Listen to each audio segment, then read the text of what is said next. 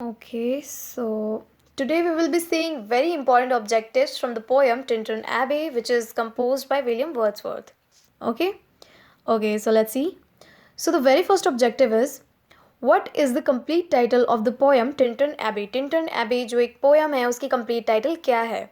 Okay, so here we have the complete title, which is lines composed a few miles above Tintern Abbey on revisiting the bank of the way during a tour. July 13 1798. Okay, so basically जब आप ये poem पढ़ेंगे आपको पता चलेगा कि poet जो हैं वो रिविजिट कर रहे होते हैं, और रिविजिट जो वो करते हैं ना उसके बाद उन्होंने ये पोएम लिखा होता है. Okay, so that is by revisiting.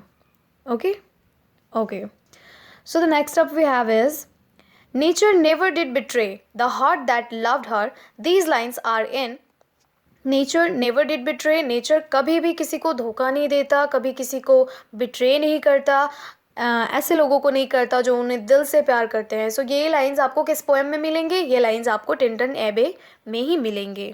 Okay okay, so the third one is When did poet visit Tintern Abbey first time? See, first time क्यों लिखा है? Because उन्होंने रिविजिट भी किया होता है, एंड रिविजिट के टाइम ही वो ये पोएम लिखते हैं. सो द फर्स्ट टाइम उन्होंने विजिट किया होता है in 1793. Fine. Okay okay, so up next we have is the poem is divided into. इस पोएम को कितने पार्ट में डिवाइड किया गया है? So it is divided into 5 sections और 5 पार्ट्स, और you can say 5 cantos. Okay, What was the age of poet when he visited Tintern Abbey first time? Poet की एज क्या थी जब वो फर्स्ट टाइम उन्होंने टिंटन एबी जो है वहाँ पे विजिट किया था? So he was 23 year old. Okay, so अगर वो 5 ईयर्स बाद वहाँ पे विजिट करेंगे विच इज़ रीविजिटिंग, तो उनकी एज क्या होगी? ऑब्वियसली 28. या okay, the poem is written in blank verse. Okay, so writing style क्या है? It is blank verse. Okay, next up we have is poetry is a spontaneous overflow of powerful feelings. It takes its origin from emotions recollected in tranquility. Who said? ये lines किसने कहे हैं? That poetry जो है एक spontaneous overflow है. Okay, so what does spontaneous overflow means?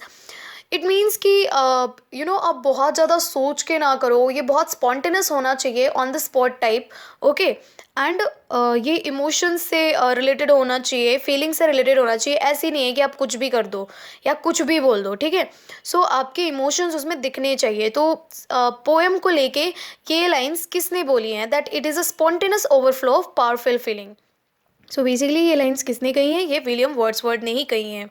Okay okay, what are the opening lines of the poem? इस poems की ओपनिंग लाइन्स क्या है? Okay, so here are the opening lines. It is 5 years have passed, 5 summers with the length of 5 winters. So basically यहाँ पे वो बोलते हैं कि मेरे 5 summers पास हो गए हैं, मेरे 5 winters पास हो गए हैं, और अब मैं 5 साल के बाद यहाँ पे रिविजिट कर रहा हूँ. So these are the opening lines of the poem. Okay.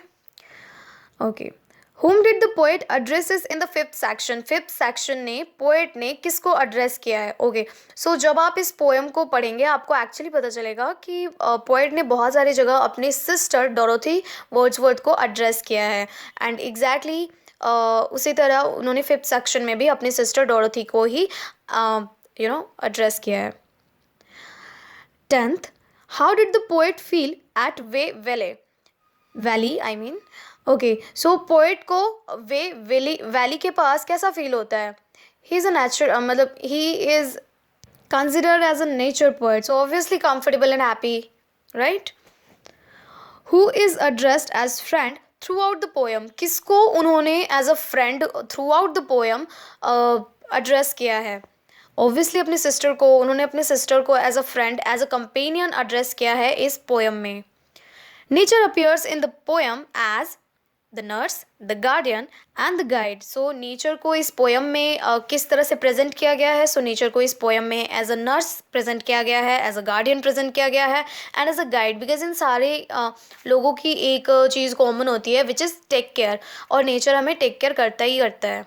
Okay okay, so one more is in which season in 1793 the poet visited Tintern Abbey? कौन सा सीजन था 1793 का जब पोएट ने टिंटन एबे में विजिट किया? So it was summer. Okay, so ये थे आपके कुछ बहुत इंपॉर्टेंट ऑब्जेक्टिव्स फ्रॉम टिंटन एबे. So thank you.